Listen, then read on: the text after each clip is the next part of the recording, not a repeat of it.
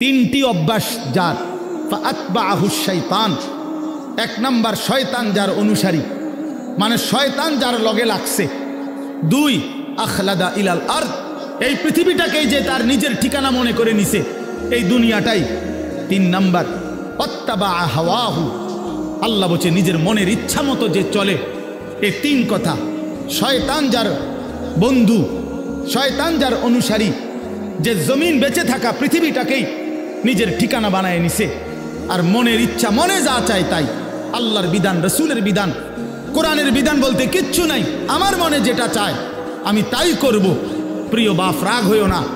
বাপ সবাইকে বলি, আল্লাহর কোরআনে সূরা আরাফে আল্লাহ বলছে এইরকম চরিত্র যাদের, যে মনের ইচ্ছা মতো চলে, পৃথিবীটাকেই ঠিকানা মনে করে নিয়েছে, শয়তান তার বন্ধু হয়ে গেছে। খোদার কসম, আল্লাহর কসম, আল্লাহ বলছে ফামাসালুহু